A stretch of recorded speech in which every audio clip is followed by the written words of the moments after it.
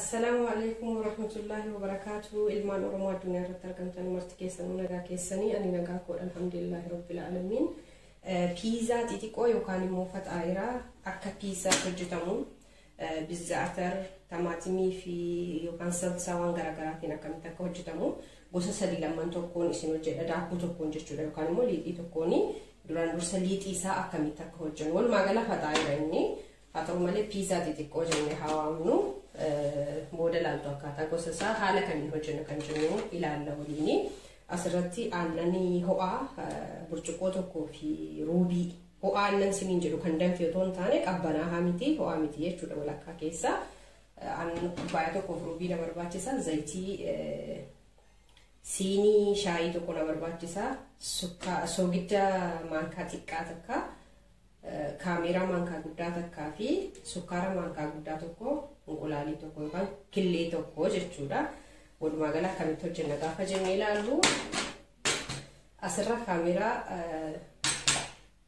daakuu an kan hin godhadhe ammaa fi kubbaayyaa 3 jechuudha. Kubbaayyaa 3 gingilchaa asirratti qopheeffadhee jira kaameraa irmaan goonaa jechuudha akkanatti.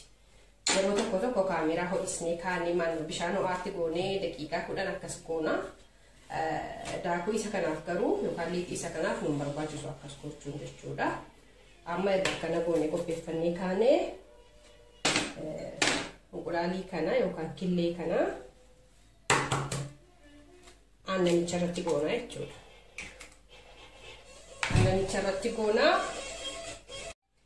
Ayyee inqulaalii kana irratti goonee killeecha kana irratti goonee jirra achi xiqqoo erga ammas illee kaanee zayitii irratti goonaa jechuudha. Zayiticharraan soogiddimaan sukkaara maankaa tokko silatti godhanne gara kana sadanii akkasitti waliin kennee kaanee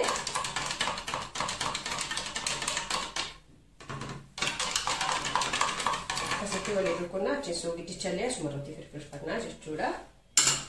Ayyee kana booddee wannoonni kana hunda akkanatti itti goonaa jechuudha. Baay'ee qal'aali haala salphaa ta'een kan hojjetamudha.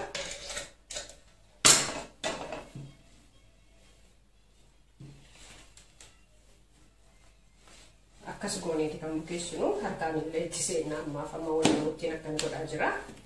Harka koo dhiqadhee waan jiruuf abbaan feetan guwaantiidhaan abbaan feetan harka qullaadhaan itti gootanii bukeessinee akkanatti shaffannee ol keenya erga kofa'ee walitti deebinaa akkamitti akka hojjennu waliin ilaallaa jechuudha. Ayyee amma immoo akkamitti akka qopheeffannu isin agarsiisa. Isin bizaatariin hojjedhaa isiniin jedhee kanarratti maalan godhaa zayituunii qofaan itti naqaa jechuudha.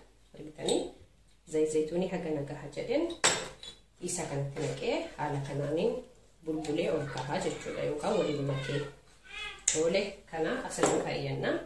Inni kun immoo keezee yookaan immoo cheese mozzarella kan piizaadhaaf itti fayyadamnu waraqaa isaa yoo barbaadan agartanii mozzarella jedhama asirratti keezee isa kanuutu baay'ee bareedaadha piizaadhaaf.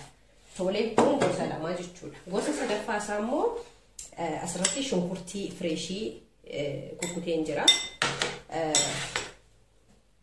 Ifamaa xiqqoo tokko na eeggadhaa isaanii.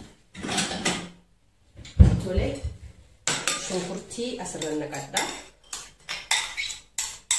Shunkurtii muree jira. Timaatimii shunkurtii habbaa tokko xiqqaa. Timaatimii gimmaashii saalsaa maankaa tokko.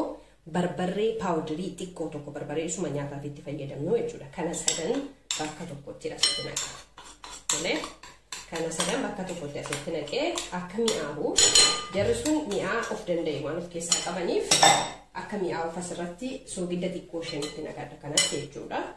Soogidda xiqqoo ishee akka naammi'eessu sana booddee zayituuniin itti naqaa jechuudha. Abbaan barbaade qaamii biraallee yoo barbaade itti godhachuu danda'a jechuudha.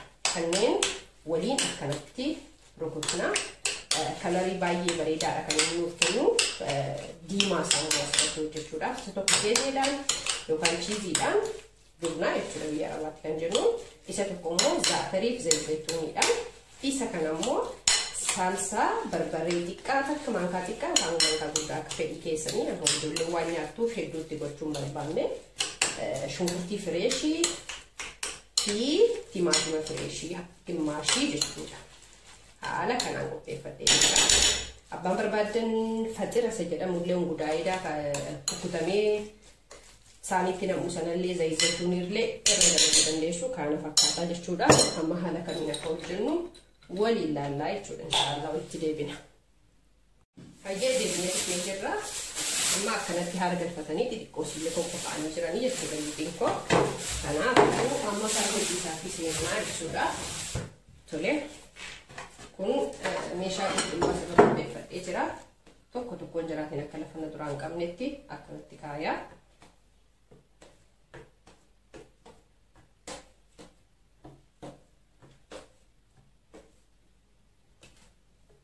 Daakuutti naqee jira bakka itti daammatu. Harkumaanis xaxxaquun hin danda'ama. Maaliif hamma isaa waan beeknuuf giddiidha wantaan daammatu hin qabnu jechuudha isa mukaatiin. Tole amma qopheeffadhee jira kanarraan ka'aa abbaan kana qabaata waraqata kana birootoo keessanii gaariidha yoo qabaannellee zayitiitti dibuu dandeessanii jechuudha. Argitanii haala kanaan fakkeenya tokkitti hojjedheen isin agarsiisa jechuudha. Sana booddee hojjennee kaanii walitti deebinu akka wanti nuti hin dheeranneef. Baay'ee isin abbisinaa hin goggoga booddee. Argitanii akkana asirra keeyyannaa. Sana booddee fakkeenyaa fi zaatarii kana irraa akkana dibnaa jechuudha. Kanuma akkanatti hojjetamu kanaas kanuma asirratti waan hin dagadhee wayii jira. Keezicha yookaan jubnaa sanarrallee zayituunii xiqqoosii akkanatti naqanna. Maaliif waan biraa waan itti naqneef akka waljiisee ka'ee bareedu jechuudha. Inshaallah hojjedhee ka'een isin agarsiisa haaluma kanaan hojjetamaa jechuudha.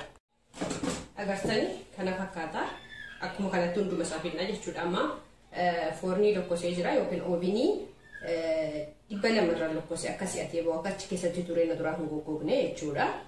Haaluma kanaan hojjenna jala kaanillee inshaallah.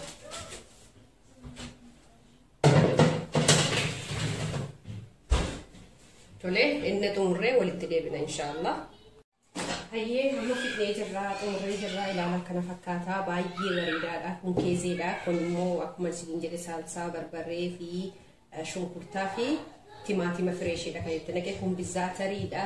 Mana keessanitti maksasii hatta hirbaata ta'uu danda'a. Immoo qursiillee ta'uu danda'a. Haala kanaan hojjetanii ijoollee keessaniif maatii keessaniif yoo dhiyeessitan baay'ee bareedaadha mi'aawaadha. Kana fakkaataa kan biraallee hafee jira garuu kana ilaalchuu baafan isin dura baaseedha kana fakkaataa jechuudha. Inshaallah yoo isinitti tolee maatii naaf ta'aatii warri maatii naaf taatan immoo hedduu naaf galatoomaa na jajjabeessaa akka waan biraatiin illee waan kana caaluun isiniif dhufuu jechuun barbaada. Naaf galatoomaa nagaan naaf turaan isin jedha nagaatti.